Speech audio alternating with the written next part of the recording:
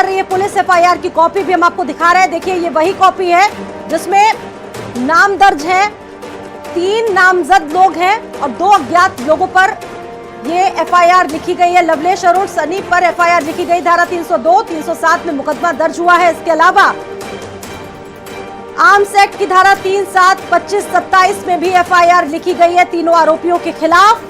Atiq Ashraf murder मामले में police ने एफआईआर दर्ज कर ली। एक तरफ पोस्टमार्टम की जो कार्रवाई है वो शुरू हो चुकी है। पुलिस ने अपनी इस एफआईआर में बहुत सारे दावे भी किए हैं। बड़ा नाम कमाने के लिए मर्डर किया गया शूटर्स की तरफ से। पुलिस ने तेजी से एक्शन लेकर हमें पकड़ा है, शूटर्स का ये कहना है। पुलिस ने हमको मौके पर ही पकड़ लिया, शूटर्स ने ये प्रतिक्रिया दी है और कहा है कि हम मीडिया कर्मी बनकर मौके पर पहुंचे थे, यानी कि ये कबूलनामा उन्होंने स्वीकार किया है। यूपी में हम अपना नाम बनाना चाहते थे, यानी कि बहुत सारे खुलासे हो रहे हैं शूटर्स की तरफ से। और वीरेंद्र जी हमारे साथ जुड़े हुए हैं। वीरेंद्र जी, कैसे विश्लेषण करेंगे इस पूरे घटनाक्रम का? देखिए, पुलिस ने आज जो मुकदमा दर्ज किया है अतीक अशरफ हत्याकांड में, उसमें जो शूटर है वो पुलिस की काफी तारीफ कर रहे हैं कि पुलिस ने बड़ी तत्परता से उनको घेर कर मौके पर पकड़ लिया जी। 15 सेकंड के भीतर दर्जनों राउंड फायर करने वाले जो अपराधी हैं, जिनके हाथों में असलहे थे, वो पुलिस की मुस्तैदी से वो बड़े प्रसन्न हैं और वो ये कह रहे हैं कि उनको पुलिस ने वहाँ पर पकड़ लिया। देखिए, ये जो अभियुक्त है इनका ये कहना है कि ये अपना नाम बनाना चाहते थे ये माफिया को मारकर, और जिसका लाभ ये भविष्य में लेना की इच्छा रखते हैं। इसलिए जब से अतीक और अशरफ के रिमांड की बात आई है, इन्होंने पुलिस को जो बयान दिया है, इनका कहना है कि ये तब से मीडिया कर्मी बनकर लगातार उनके साथ लगे हुए थे और कोशिश में थे कि कहाँ मौका मिले और इनको मारा जाए। जब कल रात में मेडिकल के लिए इनको लाया गया तो वहां पर इनको ये मौका मिला और उन्होंने घेर कर ताबड़तोड़ फायरिंग करके अतीक और अशरफ को मारा। हालांकि उनके मारने के बाद जो पुलिस की मुस्तैदी से वो पकड़े गए, उसको भी वो बड़ी साफगोई से और सामान्य रूप से वो स्वीकार कर रहे हैं कि पुलिस ने उनको पकड़ लिया और उन्होंने भी सरेंडर कर दिया आसानी से, क्योंकि पुलिस की कार्रवाई बड़ी तेज थी। तो ये जो बातें आ रही हैं, ये मीडिया कर्मी बनकर, भीड़ का हिस्सा बनकर ये घटना को अंजाम दिया गया है। और इस घटना में पुलिस ने तीनों अभियुक्तों को पकड़ा है और जो मुकदमा लिखा है एफआईआर की कॉपी है, जिसमें 302, 307 और कई सारी धाराएं लगाई हैं, उसमें ये बात कबूल की गई है। ये पूरी तहरीर बहुत लंबी तहरीर है, 8 पन्नों की करीब। इस 8 पन्नों में बड़ी सारी कहानियां लिखी हुई हैं। और सबसे बड़ी बात ये है कि ये तीनों जो अपराधी हैं, ये नवयुवक हैं। इन्होंने अभी तक ये नहीं बताया है कि इनकी अतीक या अशरफ से क्या दुश्मनी थी, या इनको किसने मारने के लिए भेजा था, क्या किसी ने इनको अतीक और अशरफ को मारने की सुपारी दी थी, या इनकी कोई पुरानी रंजिश थी, या सिर्फ फिल्मी स्टाइल में ये अंजाम देकर ये दहशत की दुनिया में ये नाम कमाना चाहते थे। ये अपराधी बड़े अपराधी के तौर पर अपनी पहचान बनाना चाहते थे, इसके लिए इन्होंने ये घटना को अंजाम दिया। लेकिन सबसे बड़ी बात यह है कि इतना घटना हुई, इतनी गोलियां चली, इतने सारे पुलिसकर्मी थे, उनके पास असलहे थे, लेकिन जिन लोगों ने फायरिंग की उनके ऊपर पुलिस फायर नहीं कर पाई। इसको लेकर कई सारे सवाल खड़े हो रहे हैं।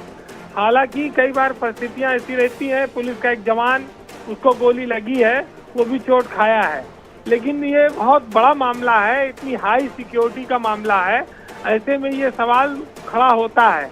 लेकिन अब चूंकि ये जो तीनों आरोपी हैं पकड़े गए हैं, बांदा से, हमीरपुर से और ये कासगंज के रहने वाले हैं, ये अपने आप को एक दल का से जुड़ा हुआ बताते हैं, नारा विशेष लगा रहे थे ये, और जिस तरह से एकदम ये नौजवान दिखते हैं, ऐसा लगता है कि या तो किसी ने इनका इस्तेमाल किया है इस पूरे काम के लिए, या कोई इसके पीछे गहरा राज है। क्योंकि इनके पास से जो असलहे बरामद हुए हैं वो विदेशी पिस्टल्स हैं, उसमें एक बार में 18 राउंड फायर किया जा सकता है। तो ये कोई मामूली असलहा नहीं है जो आसानी से किसी आम अपराधी को मिल जाए। पूरी प्लानिंग के साथ वीरेंद्र जी, पूरी साजिश के साथ इस घटना को अंजाम दिया गया। जितनी सरल दिखती है, जितने खुलासे सरलता से ये कर रहे हैं, उतनी सरलता वाली ये पूरी वारदात दिखती नहीं है। और देखिए जिस साफगोई से बात करते हैं, पूरे अपराधों को वो स्वीकार करते हैं, जो बहादुरी दिलेरी दिखी है वो भी बहुत कुछ कहती है अपने आप में। वीरेंद्र जी बिल्कुल कहती है, और ये एक बड़ा मामला है क्योंकि वो उनका कहना है कि वो मीडिया के भेष में लगातार उसका पीछा कर रहे थे। तो जब पुलिस के पास तमाम सारे इनपुट थे कि अतीक को छुड़ाया जा सकता है, रास्ते में मारा जा सकता है, इस तरह की आशंका थी। उसके बेटे के जब इनकाउंटर हुआ तो उसमें ये बात आई थी। तो उसके बाद फिर ये पुलिस इस पर ध्यान क्यों नहीं गया, ये एक बड़ा क्वेश्चन है। क्योंकि ये सारी बातें ऐसी हैं जो आसानी से लोगों को समझ में आएगी नहीं। ये बातें बड़ी अपने आप में महत्व रखती हैं कि जिन लड़कों को अभी तक कोई जानता नहीं था, जिन लड़कों की अतीक अहमद से कोई सीधा रिलेशन नहीं है, वो लड़के जो है वो आकर मर्डर करते हैं और पिछले 4 दिनों से वो रेकी कर रहे हैं। वो हर जगह पुलिस के साथ मीडिया की भेष में मौजूद रहते हैं, और वो ताबड़तोड़ जब फायरिंग करने लगे तो पुलिस के जवान इधर उधर भागने लगे। ये कई सारी चीजें ऐसी हैं जो बहुत सारी बातें खड़ी करती हैं, और उनको बहुत आसानी से उसके बाद गिरफ्तार किया गया। अब वो कह रहे हैं कि वो बड़े अपराधी बनने की इच्छा रखते थे, वो नाम को, लेकिन उनको मोटरसाइकिलें कहाँ से मिली, उनको असलहे कहाँ से मिले, उनके पीछे कौन आदमी था जो ये चाहता था कि ये उनकी हत्या करें। कासगंज के रहने वाले व्यक्ति की और हमीरपुर की उसके इलाहाबाद प्रयागराज में अतीक अहमद से उसकी क्या दुश्मनी थी जी। इन सब चीजों पर अभी खुलासा घूम फिर के देखिए वही बात आ जाती वीरेंद्र जी की यूपी की कानून व्यवस्था पर सवाल उठते थे, और वही प्रश्न चिन्ह एक बार फिर से उठने लगा है। इस पूरे घटनाक्रम ने एक ही बात पर जोर दिया है कि अभी भी जो चीजें हैं उनमें बहुत बदलाव नहीं है। बात तो सही है कि ये घटना एक गैंगस्टर के रूप में, गैंगवार के रूप में इसको आप देख सकते हैं। अब जो तीनों अभियुक्त हैं वो पूछताछ में ये बात कह रहे हैं कि वो अतीक और अशरफ के गैंग का सफाया करना चाहते थे, और इस गैंग में जब तक मुखिया नहीं मारा जाता तब तक इस गैंग का सफाया होना मुश्किल था जी। और इसके जरिए वो प्रदेश में अपना नाम बनाना चाह रहे थे। अब पुलिस का उनका कहना है कि पुलिस ने जो घेरा बनाया था उसका वो अनुमान नहीं लगा पाए, जिसकी वजह से वो भागने में सफल नहीं हो पाए, क्योंकि पुलिस ने बड़ी तेज कार्रवाई कर दी और हम लोग पकड़ लिए गए। तो ये जो कस्टडी रिमांड की सूचना, ठीक है, आपको मैं रोकना चाहूंगी वीरेंद्र जी, और बड़ी खबर बता रहे अपने दर्शकों को कि आखिरकार किसके इशारे पर अतीक अशरफ का मर्डर किया गया। अतीक अशरफ के मर्डर के पीछे कितने राज दफन है, ये सवाल अभी भी बरकरार है। तीनों सुपारी किलर का प्रयागराज से कितना वास्ता है, कितना नहीं है, ये सवाल सबके जहन में है। तीनों को भाड़े पर मर्डर के लिए आखिरकार किसने बुलाया था, कौन इसके पीछे हो सकता है। 3 दिन पहले ईडी ने बड़े उद्योगपतियों पर भी छापे डाले थे। उद्योगपतियों और अतीक के रिश्ते का भंडाफोड़ हुआ था, बहुत सारे खुलासे होने थे, क्रॉस क्वेश्चनिंग होनी थी। कौन चाहता था कि अतीक हमेशा के लिए चुप हो जाए, खामोश हो जाए, ताकि जो राज है वो खुले ना। हत्या में इस्तेमाल तीनों पिस्टल विदेशी है जो आमतौर पर मिलती नहीं है। बरामद तीनों पिस्टल टर्की मेड 18 राउंड वाली है, यह भी बताया जा रहा है। ऐसी विदेशी पिस्टल आसानी से मौजूद नहीं होती। बहुत सारे ऐसे सवाल हैं।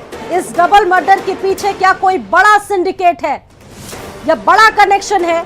देखिए पुलिस की लापरवाही भी सवालों के घेरे में है कि इतना बड़ा सुरक्षा घेरा और बावजूद उसके आराम से 3 अपराधी, वहां पर 3 लड़के आते हैं और आराम से इस घटना को अंजाम दे देते हैं। पुलिस उन पर फायरिंग नहीं करती। वीरेंद्र जी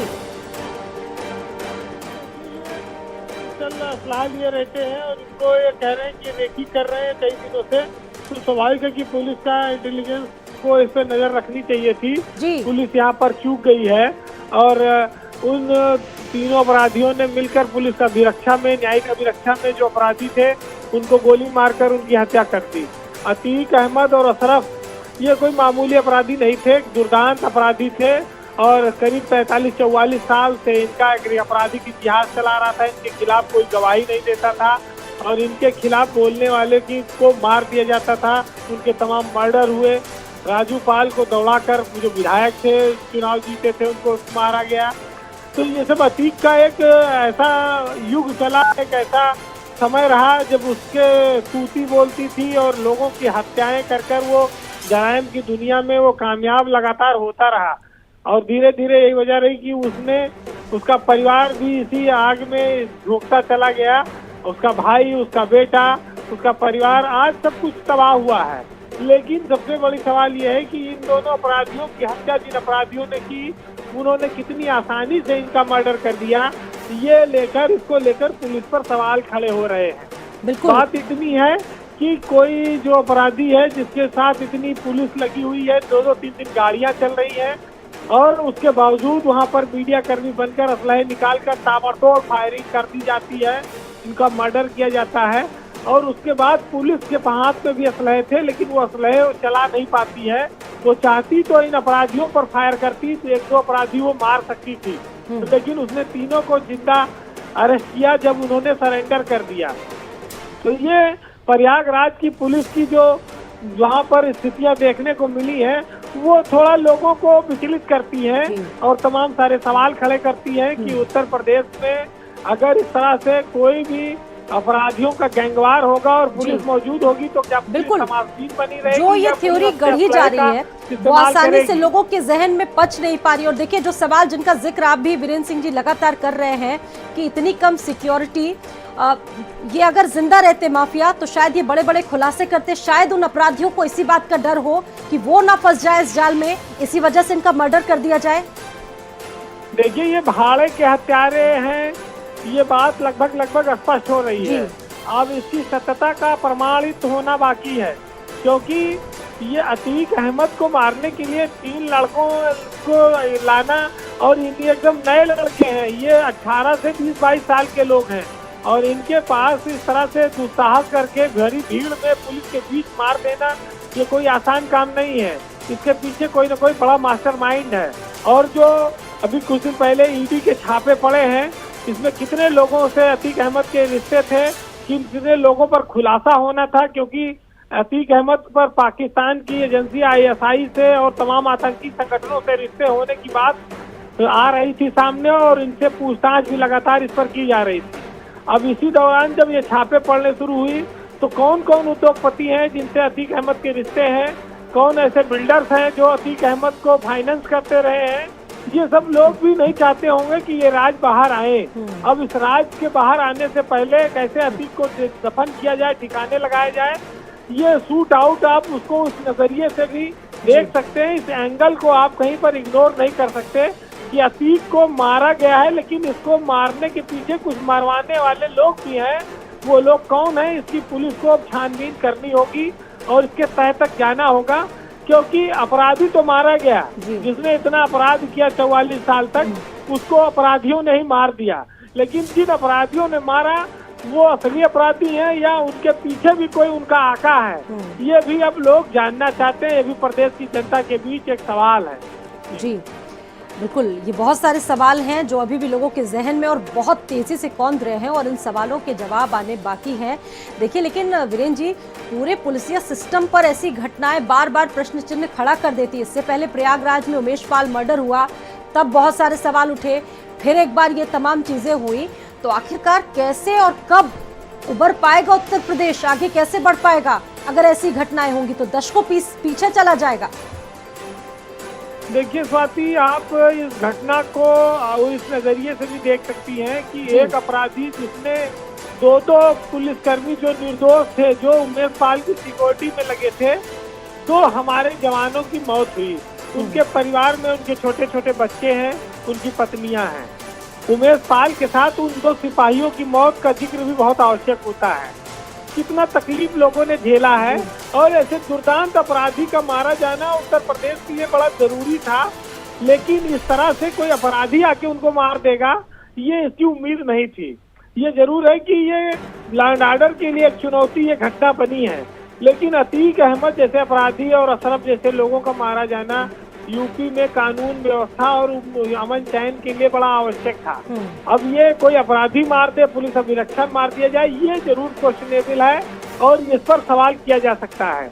लेकिन अतीक अहमद ने आज तक जो कृत्य किए हैं, ऐसे अपराधियों को समाज में सख्त सजा मिलनी चाहिए। अदालत से भी कोशिश जारी थी और सरकार भी इसमें लगातार कोशिश कर रही थी।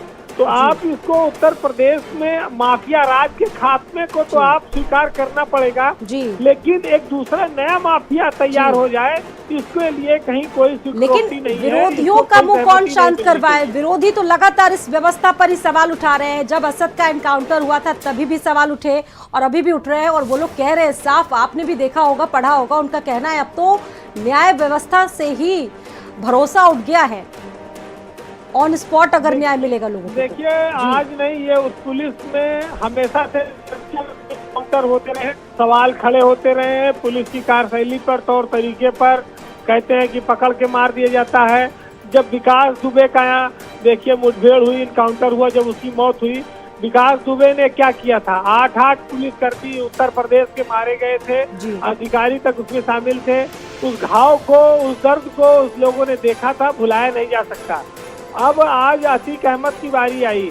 इनकाउंटर्स को लेकर ये सवाल उत्तर प्रदेश में नहीं पूरे देश में हमेशा खड़े होते रहे हैं और इस पर बहुत सारी जांचें होती हैं, न्यायिक आयोग बनते हैं, कार्रवाइयाँ होती हैं।